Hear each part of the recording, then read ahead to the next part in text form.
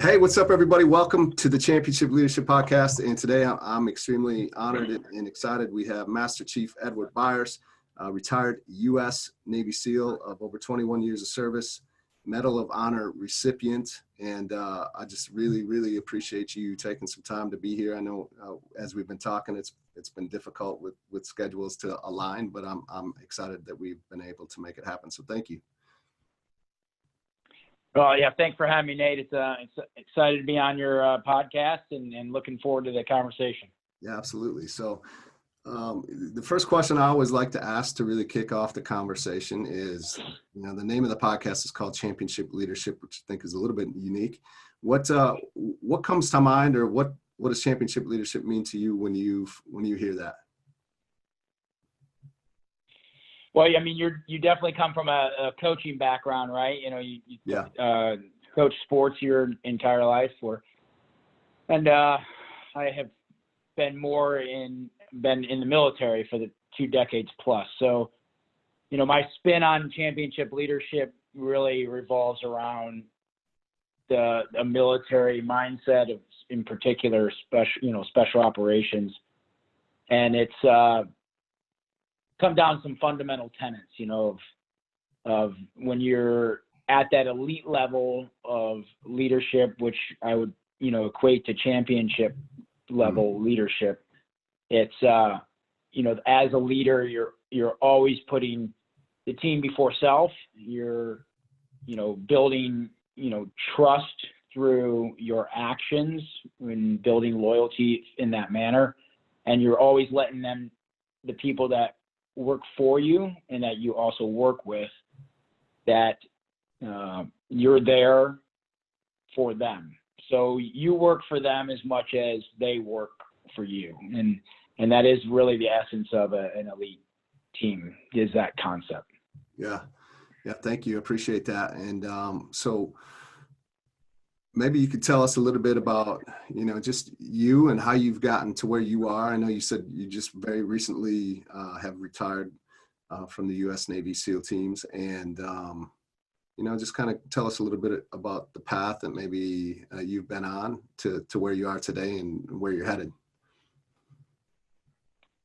Sure. So I have to caveat everything that the past 21 years has been an absolute blessing and a privilege.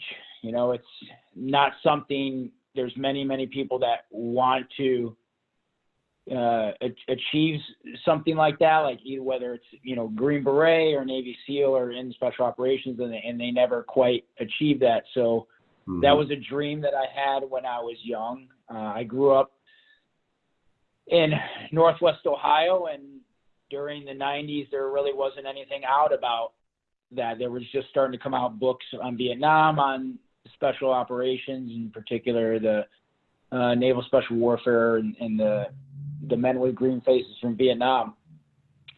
So that was my dream. And so to accomplish my dream has really been a privilege to be a part of that type of people. And what I can attribute that to is,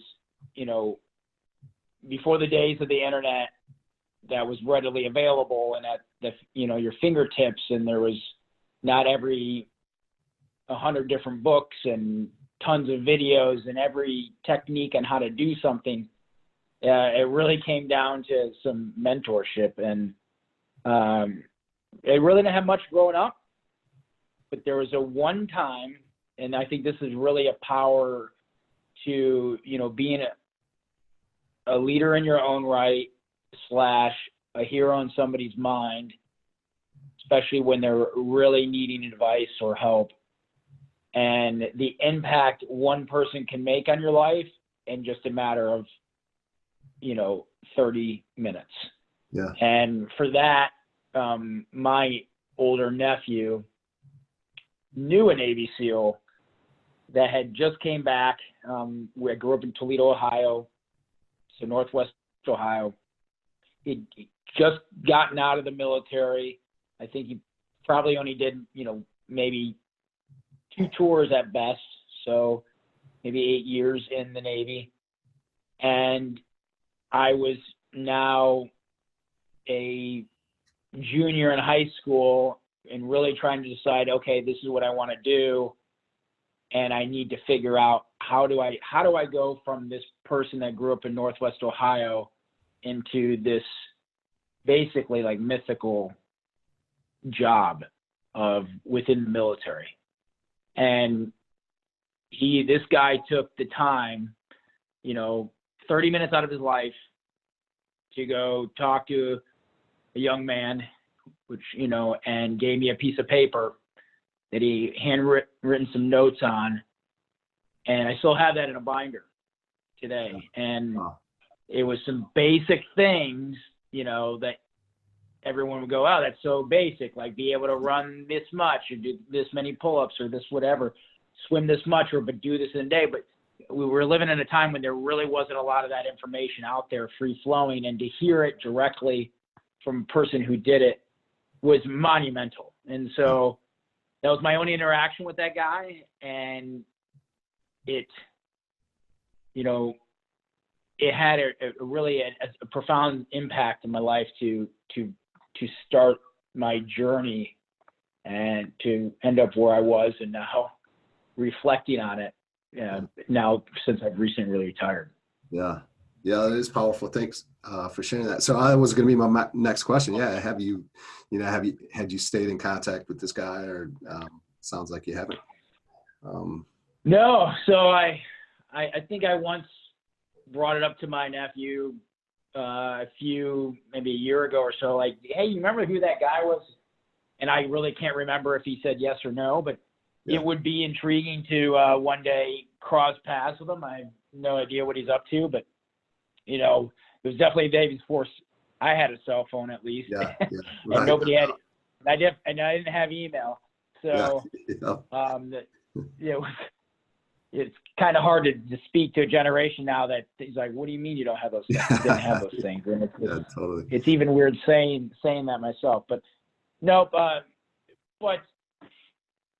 it's definitely something that I talk about quite a bit, and it's really like you just don't know what kind of lifelong change you can have on somebody if a person's seeking some information and you just happen to be the person that has lived that life to answer those questions. Like you could change your life forever.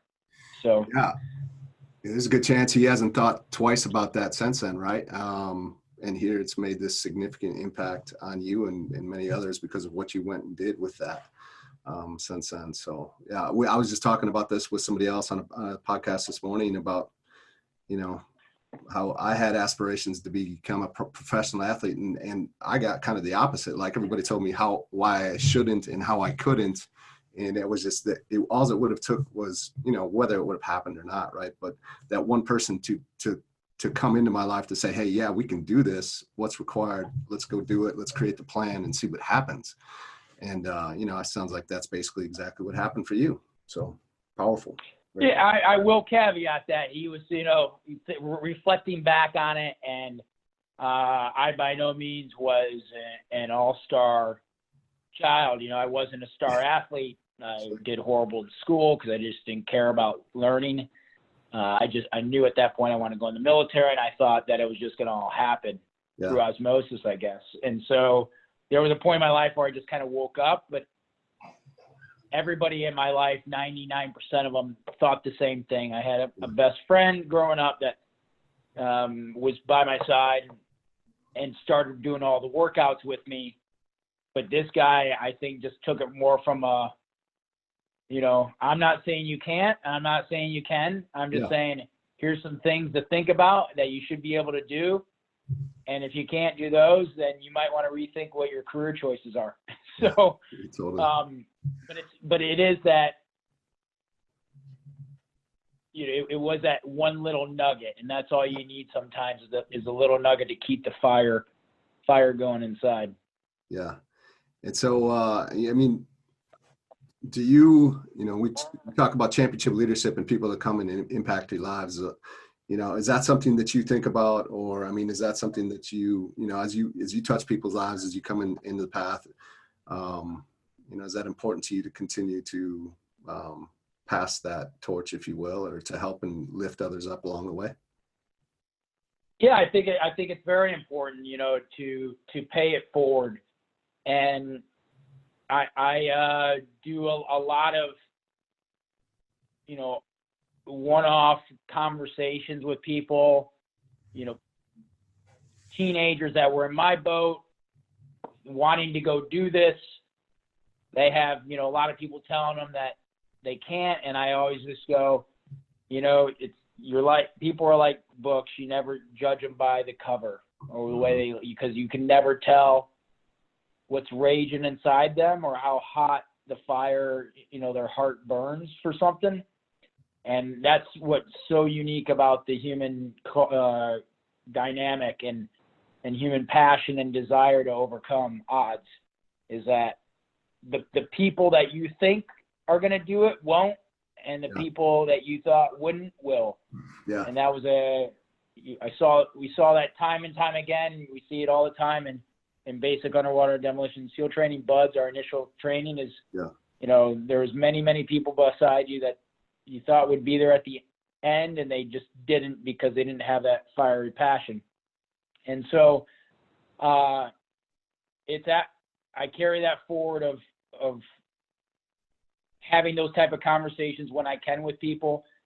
And I also do it with, I don't have a nonprofit yet, but I do a very small charitable award event every year back at my high school in Tontogany, Ohio, at Otsego High School, where I present 2 different awards, one for exceptionalism and one for heroism, to any person that goes to school between 7th and 12th grade. And to really just showcase within the community that there's heroes amongst you, and there's people that do absolutely go above and beyond as an average citizen, and that those things matter. And so we get the state senators and representatives to write them a letter of commendation and give them some money for either college or just to say thanks. And so that's another way that I really look to, pay it forward and showcase those that, walk through everyday life and do a lot of good for the people that are right around them, that are not, adults, that they're teenagers that have a good head on their shoulders and just want to be model citizens and go above and beyond in many different rights. That's great. That's awesome that you do that.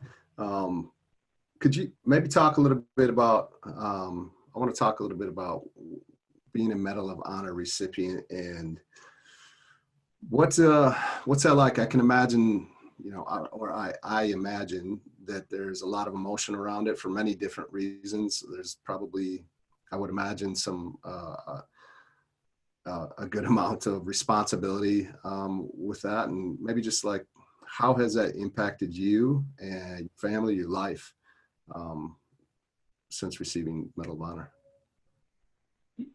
Yeah, I'll try to be as succinct as possible with it. No one ever, you never join the military thinking you're going to become a Medal of Honor recipient. Right. That was stuff I read about, growing up, and typically, not always the case, but typically they're posthumous awards. So something absolutely insane happened. It was like an enduring battle.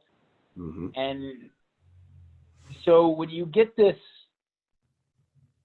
when you finally get the award, just, wipe away the lead up to it of all that emotion that's happening.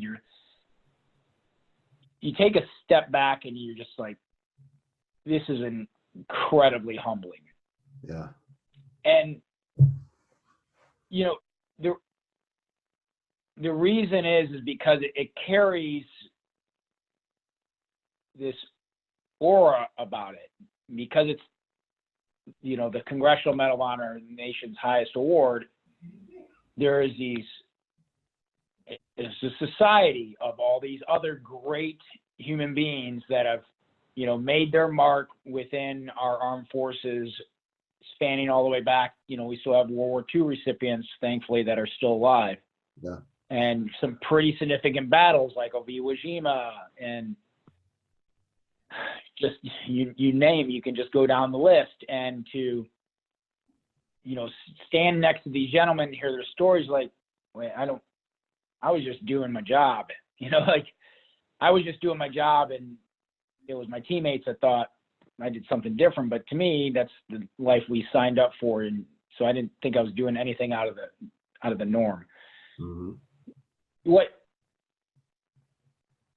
What a lot of society doesn't usually tend with is the reliving and the death aspect that we do in the military as a whole, and like law enforcement does, or anyone that's has one of those types of jobs that, life and death is on the line all the time. And, the majority of people in the world, or in the United States, people pass away all the time for various reasons. They go through the mourning process, and then life goes on. And what we do in the military is, because we shall never forget, and we should always remember the sacrifices of those who provided the blanket of freedom we have, we celebrate their lives and we toast to their memories every year.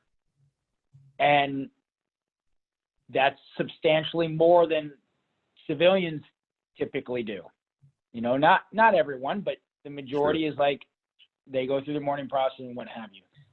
When you become a Medal of Honor recipient, it becomes even more amplified, because up until I became a recipient, I was still on the teams, and we had teammates that passed away. I got killed in battle, and you toast to their memories and you visit their graves in Arlington. But then a year goes by and life gets busy, and then it pops up again and you do it over again. But as a recipient, you relive that stuff all the time. Yeah. All the time. And so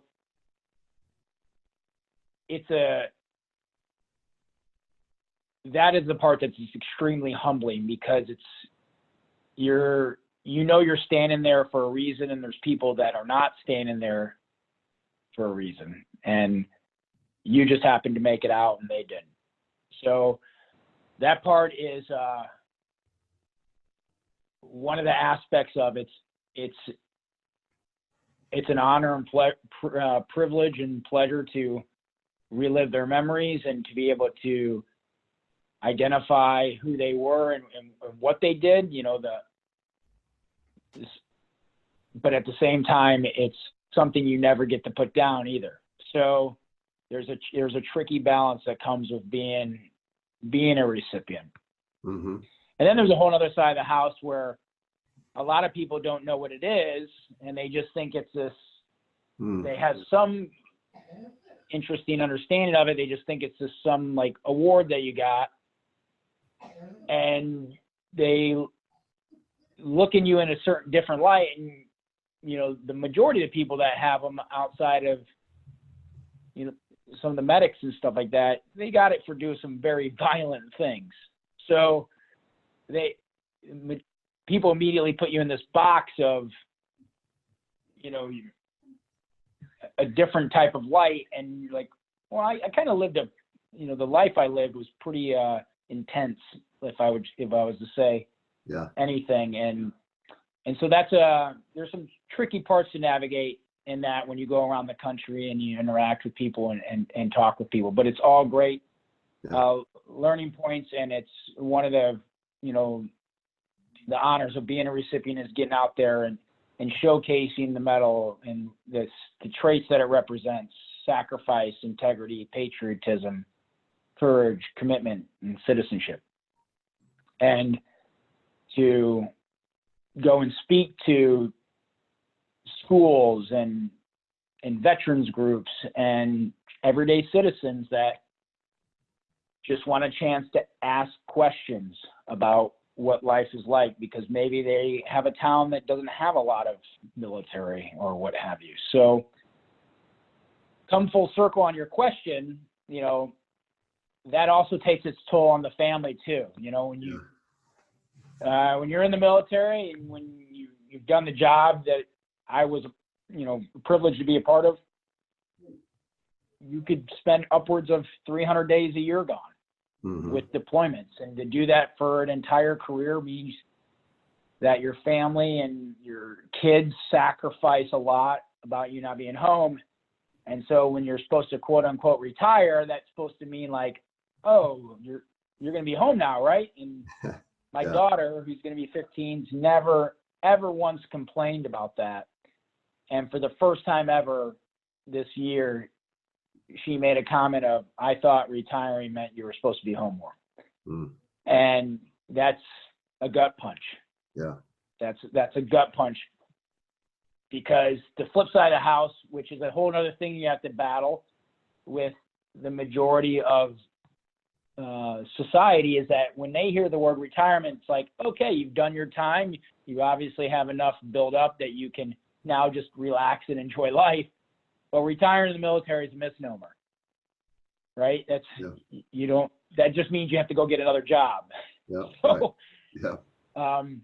that part of my life's over with. Now it's time to go, you know, either become an entrepreneur, which, or go start a whole another entire career. So the train never stops, and you keep going, and everyone makes sacrifices, and you do the best you can.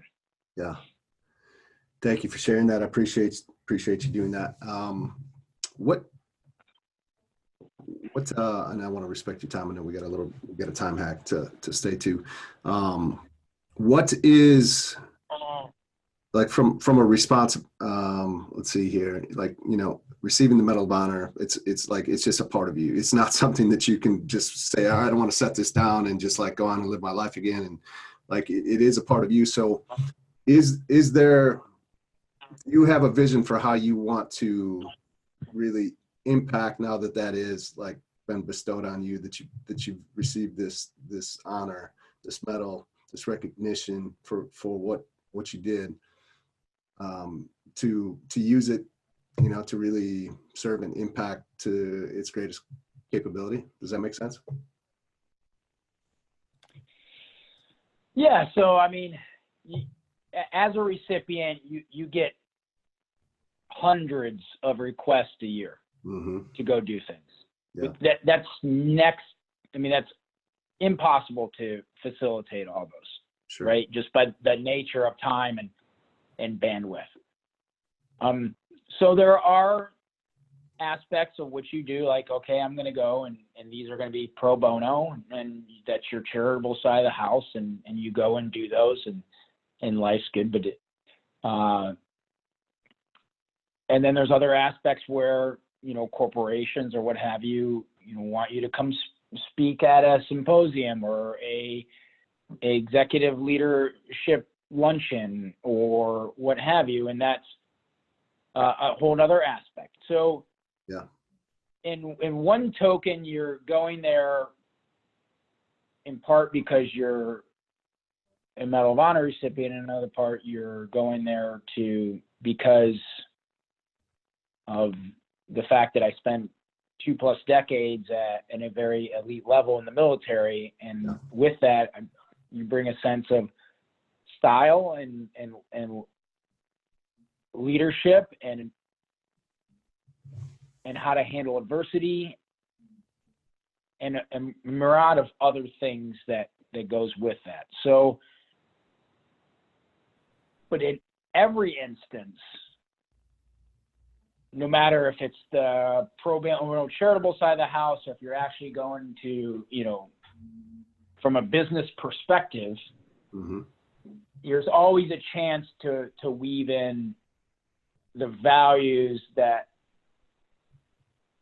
the medal represents and what it actually means to the nation and why we have it, and to really help people understand something that's, in all honesty, foreign to many, many Americans. Mm-hmm. No one would ever question what a Super Bowl ring would look like, or the Lombardi Trophy, or the Stanley Cup. Yeah. You know, but a lot of people will go, "What is that thing around your neck?" And it's an opportunity then to help inform everyday good Americans and patriots, because at least they're asking a question, with other people, you know, a lot of people will just walk on by and look at their phone or do whatever. So right. It's a really good opportunity to connect with Americans and people you normally would never, you know, just by the nature of jobs and life, you would never interact, see, or talk to. So you really are able to get a true sense of a whole bunch of different unique perspectives from all across America. And that's what I really think is beneficial about being a recipient is that opportunity to connect with so many different communities and Americans around the nation that you never would have interacted with, or I never even heard that town. And I grew up in a small town. Yeah. And so that's one thing I want to keep going, and to be able to bring that back and to properly message it and to continue to grow with that. Yeah. Thank you. What, you know, we'll wrap it up here. What is, I know in doing some research and reading up on you and getting prepared for this, the faith is a very big part of your life. Is that still true for you? Yes, absolutely. Yep. Okay. I grew up, go ahead. I grew up Catholic, and, you know, my family wasn't deeply religious. My brother-in-law is a deacon, and he was the one that really tried to instill like the foundational elements or tenets of the church.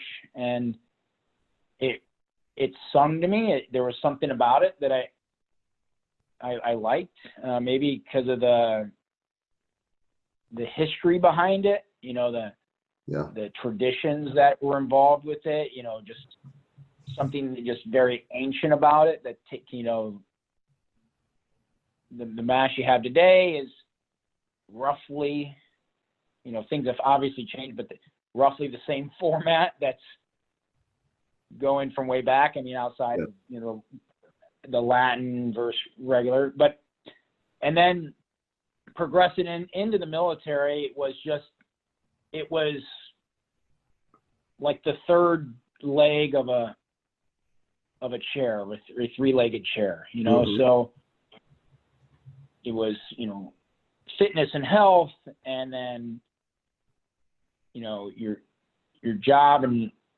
your family, and then the other one was like, okay, your faith aspect, because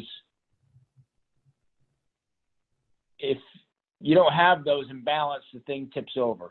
And this is kind of the way I'm looking at it. So, and then come about 2005, very, you know, right after I got to my first SEAL team, we went on our first deployment to Iraq, is when I ran across a fellow SEAL who was just leaving country after being there for 8 months. And that's when I saw this patch, and I grew up in the Latin Mass, so I saw it right away. It was in Latin. It was a St. Michael the Archangel patch. And I don't know what compelled me, and I walked over to the guy and I said, hey, you know, start up a conversation with him. I'm like, where did you get that patch? Like, I'm a big fan of St. Michael because he's patron saint of military and police. And he started talking. I just, out of the blue, was like, hey, can I have that? And he, without hesitation, just gave it to me. Yeah. And I have no idea who this guy is to this day. Maybe one day you'll hear the story of this and go reach out and go, hey, that was me. Right. That'd be kind of cool. But then it just became became a way of, promoting that there's something bigger out there than us. And he was a warrior, right? And I by no means try to replace Jesus with St. Michael, by no means. But as a whole, it's a very nice way to segue into the Christian faith, instead of just, coming with Jesus all the time. It's, he's our Lord and Savior. Yeah. But for some people, it might be, too much for them to take on because they don't have the same beliefs as you. Whereas, you start them on St. Michael, who's super powerful, and then they might be a transition for them. Yeah. So St. Michael's been my go-to, and he's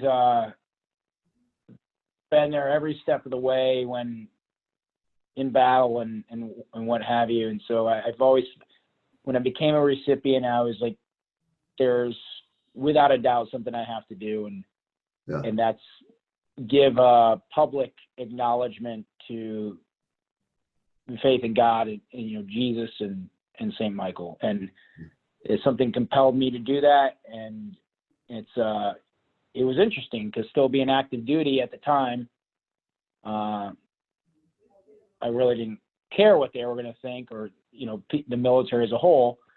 I was like, I'm going to say these things in public and on national TV, and I don't care. And so, it was really intriguing because I had a couple of 4-star generals come up to me, and one in particular was like, I've been in for 40 years, and you inspired me to actually pronounce my faith during a speech. And it was, I was like, I'm just when it comes to that, the spiritual realm, just a vessel, like, use me however you want. And I also know that I'm a sinner like everyone else, and that's why we need him in our lives. Yeah. Yeah. So that's how it, God and faith is played the integral part of the game in my life, essentially. Yeah, thank you for sharing that. And that's really what I was, that was a question, like how have you been able to use that with everything else that's going on in your life to impact others? And that's just, that was a powerful story of how you are able to do that. So thank you so much. Appreciate it. Absolutely. It's, just to finish that thought is, again, it's, we all put our pants on the same way. Right. Yeah. And I'm the type of person, I don't cast stones in a glass house. Mm-hmm. We all have difficulties, and that's what makes us human. That's what makes us fallible. And so it's the one part of my life that you can go to where it's completely non-judgmental, and you can find solace and some peace, and either, ask for forgiveness or say thanks, or request intercession on other people's behalf. Because I tell you what, it's sad today how many veterans we have that commit suicide every day. Yeah. It's sad how many otherwise healthy, military personnel that were at elite levels that are developing brain cancer in the 30s. I know 2 people right now, Wow. that have it, like late stage. And it's like, how do you rationalize something like that when you spent your whole life living on the edge in defense of freedoms? You make it through all that stuff, and then something inside you comes out of nowhere, way too young, Yeah. 30, 40 years before that's ever supposed to happen. Yeah. How do you reconcile that and find comfort? I don't know. So you can only hope and pray to the big man upstairs, to find a way to give them strength and comfort during their trying times and give them enough strength to fight it off and come back. But yeah. Thank you. What's last question here, and then we'll wrap this up. What's one thing that the listeners, if you could give them that they could implement today for themselves, would help them move forward, be a better person, be a better leader in their life?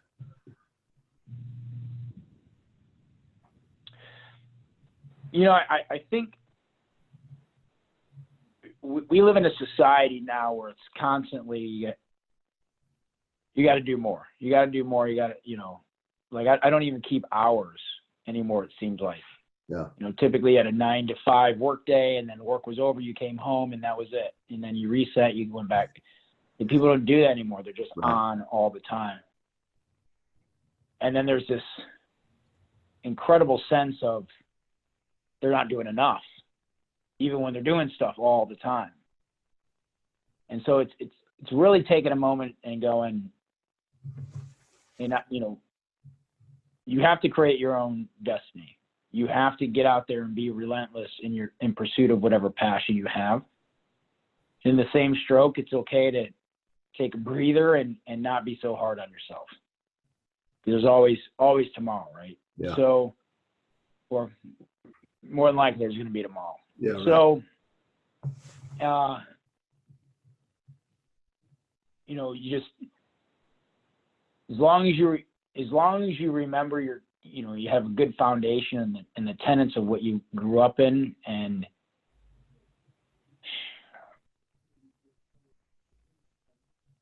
remember the only easy day was, yesterday. Yeah. That you just wake up, you give your best. You're going to fail. You have to fail at things. It doesn't mean you fail overall, but you're not going to be the very best at something the first time you do it. We witnessed this with our daughter, God bless her. She thinks that the first time she does something, she has to be perfect at it. My and gets daughter's frustrated the same because way. she's not. Yeah, absolutely. Yeah. Right. And it's the reason people are pros at it is because they work their entire life at doing something. So it is that you have to just be persistent. You have to fall down and get back up. You have to keep falling down, get back up. And that's probably the key to life. Yeah. Is that if you don't, you have 100 analogies from sports teams and sports stars, that have told the world time and time again, if I didn't fail, I wouldn't be here. It's the same from the military perspective, and in business, is that just, you have to keep trying and keep failing. It's better to fail faster.